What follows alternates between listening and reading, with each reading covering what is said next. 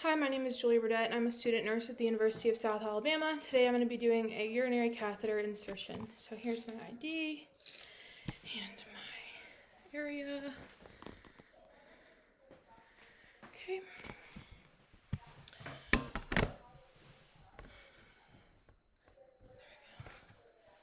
Okay, so first I would perform hand hygiene. I'm going to check my patient's orders and hospital policy. I would then check that I'm with the right patient. So this is the patient's wristband. So I have Mr. Jaguar Jones, MR number 4176352, 4176352. So I'm going to move his wristband. So I'm going to explain to Mr. Jones what the procedure is that we're doing today. So we're going to be doing a urinary catheter insertion.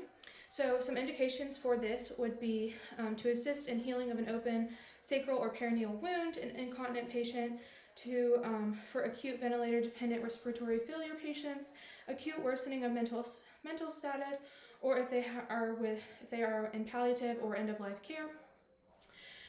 So I am going to perform hand hygiene. I'm going to move my trash can. I am going to perform hand hygiene again. I'm going to position the bed, so I'm going to raise the bed up to a good working height. I'm going to lower the side rails, and I'm going to position Mr. Jones into a dorsal recumbent position with his knees bent. So I would then perform hand hygiene. I'm going to put on my clean goggles and my gloves.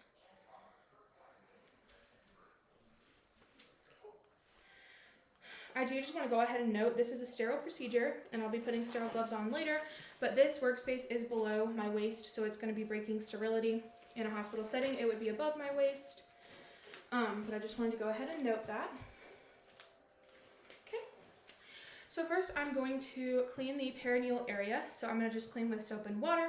First, for a female, I'm going to clean the labia majora. I'm going to use a different cloth each time, each location, and each swipe, and I'm going to be going from front to back always. So then I'm going to clean the urethra. I'm going to clean the farthest side for me, the closest side, and then the middle. Again, different cloth for each one. For a male, I would be cleaning from the urethra and all the way down the shaft of the penis, and I would be cleaning in circular motions with a different cloth for each area. I would then clean the scrotum, and I would, after both, for female and male, I would rinse and dry the patients before their procedure, just to make sure that they are clean. So now that I have cleaned the perineal area, I'm going to remove my clean gloves and discard, and I'm going to I'm going to open my catheter kit.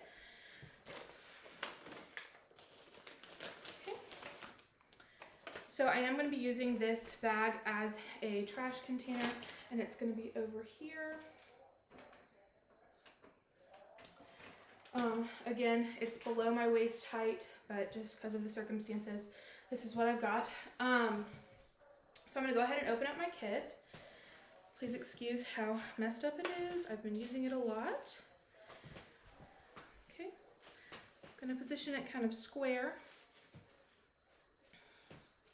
Again, only touching the 1-inch border.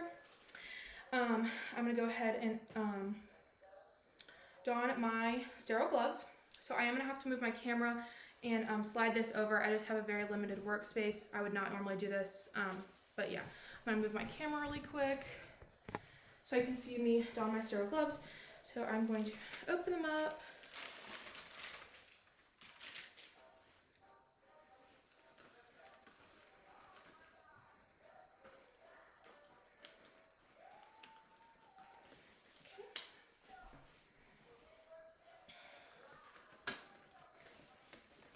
And I would discard of the paper.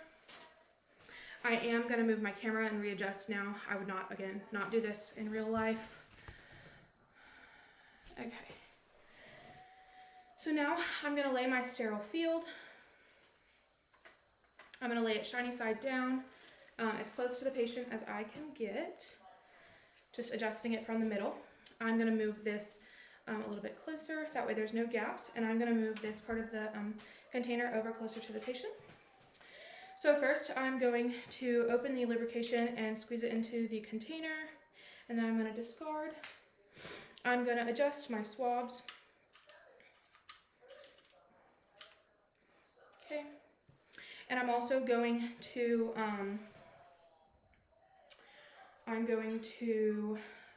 attach the syringe to the balloon port. So I'm going to remove the little cap of the syringe.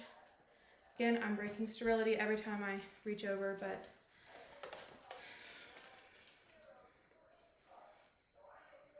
I'm going to attach it securely and then leave it here.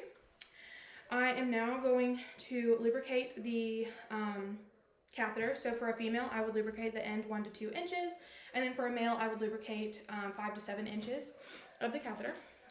So I'm going to go ahead, adjust this a little bit, pull off this plastic and discard of it. So I'm going to be lubricating the 1 to 2 inches. Okay, and I'm going to leave that in the lubrication. I'm now going to clean with my swabs.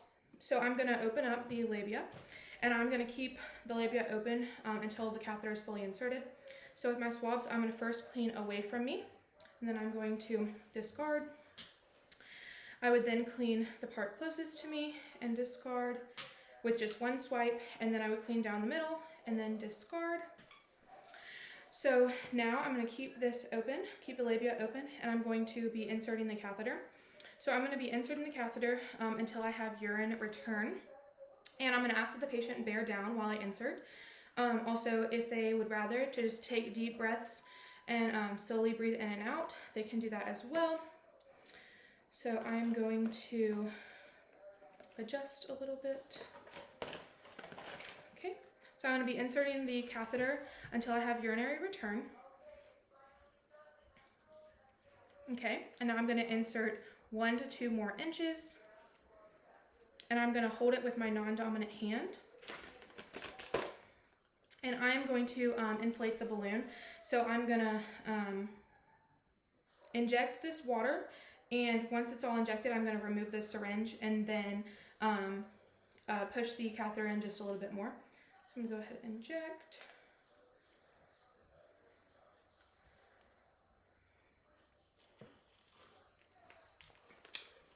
Okay. And I'm just going to keep my hand on the syringe, and I'm going to discard of the syringe.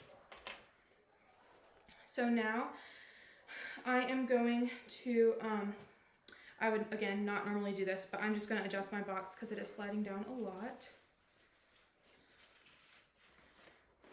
Okay, I'm going to put a stat lock on the catheter. So the stat lock will be used, and it won't be removed until the catheter is to be removed. So I'm going to have the arrow of the stat lock facing the patient. I'm going to just unclip it, and I'm going to put the catheter into the stat lock and close it back and adhere this to the patient's thigh with slack, making sure it's not pulling the catheter out. I'm not going to adhere it, but if I were this, I would adhere it to the thigh. And also the to remove a stat lock, I would just do the exact same, or the exact opposite of what I did. So I would unclip it. And to remove the actual sticky part, I would just use an alcohol swab. So I'm going to reclose it so I have it there. So now I'm going to hang up my catheter bag, and I'm going to have to adjust my camera so that you can see. You're always going to hang the catheter bag below the patient's bladder, but for the purposes of this, I'm going to hang it up higher so that you can see what I'm doing. And obviously this would be more secure and not flying around.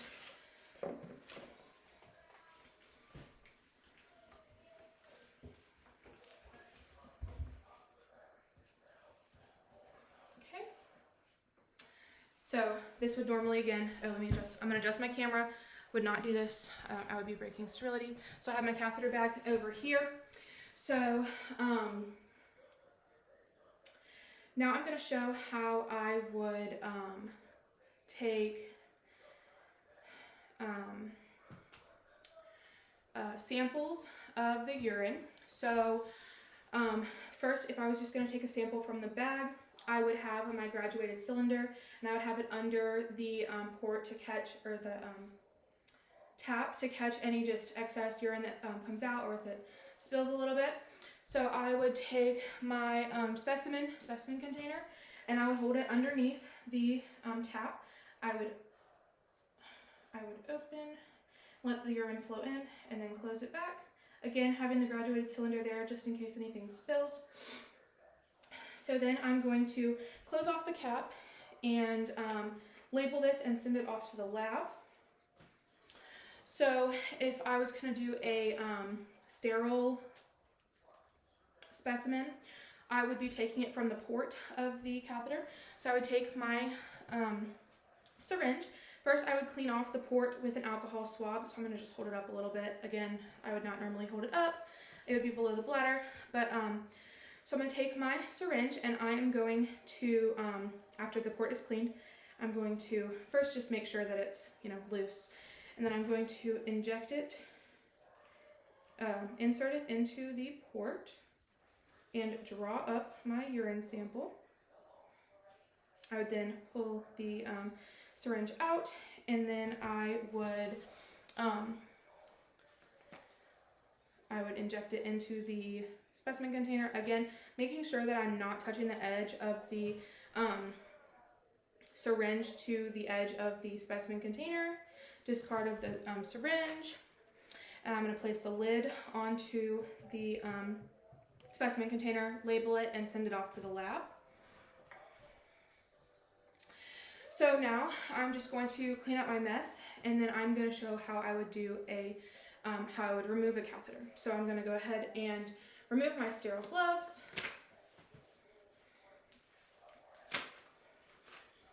Discard, perform hand hygiene, and I'm going to just clean up my mess a little bit. So I'm going to move all of this.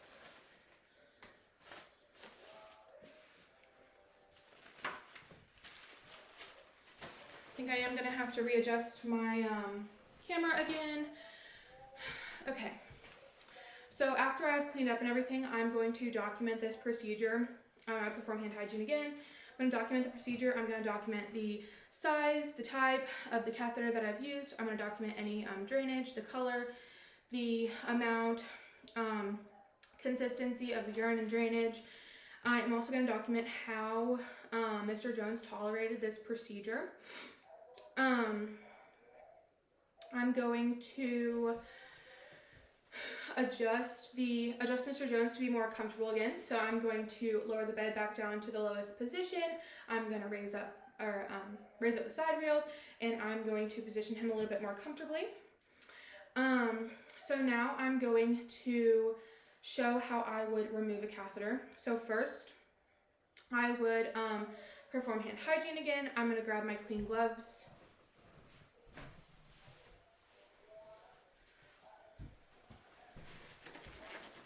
And I would have goggles on, which I still have.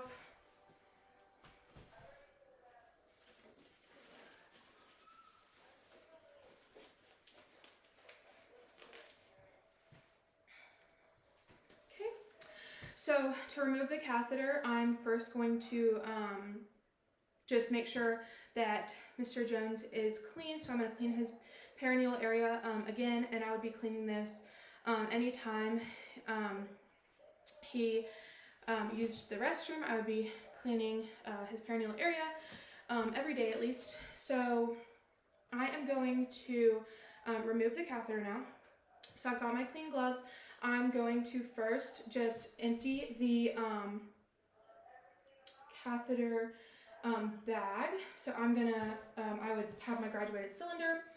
In case I needed to measure, I would open the port and let the urine drain into the graduated cylinder to measure it. Okay. Now I'm going to take out the catheter. To find my syringe. Let me find my syringe. Okay. So first I need to deflate the balloon. So I'm just going to loosen my syringe a little bit. I'm going to pull it back to 0.5 milliliters. And I am going to inject, or I'm going to attach it to the balloon pump, and I'm just going to let gravity pull the water back into the syringe. Sorry, I'm going to just make sure my camera is still filming. Okay, I'm going to let the gravity just pull the water back into the syringe. It's doing that.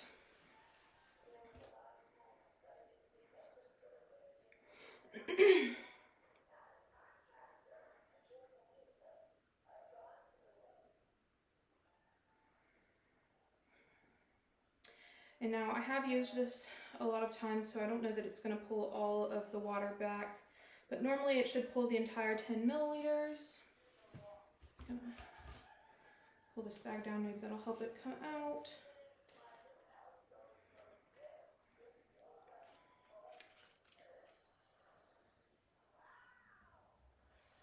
Let's see, it's really not pulling the water. Oh, there we go. So it's going to pull the water out with gravity.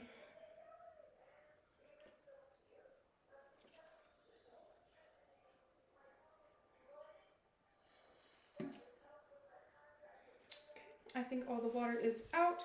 So now I'm going to pull out the catheter and discard of all of this. Okay, now I would discard. And I would remove my gloves and put on new clean gloves, do hand hygiene but in between. And then I would be performing perineal care again to Mr. Jones. And lastly, I would just go ahead and document everything with the removal of the catheter. So I would again document how he tolerated it. I would document, you know, the amount of urine, the color, consistency, anything with the urine. I would also document if I collected any specimens. I would document how he tolerated this procedure. I would teach him, I would teach the patient the signs and symptoms of a UTI. So some signs and symptoms are abdominal pain, pain with urination, cloudy urine, anything like, I said abdominal pain. So after I removed his catheter, I would be coming back within 4 to 6 hours of removal just to make sure that he has been able to urinate on his own. And if he hasn't, I would be palpating the abdomen. And if that did not work, I would, a bladder scan would be ordered, and I would do the bladder scan. So I would again, after I had removed it, I would have documented everything, perform hand hygiene. I would lower the bed back down, raise the side rail, and then position him comfortably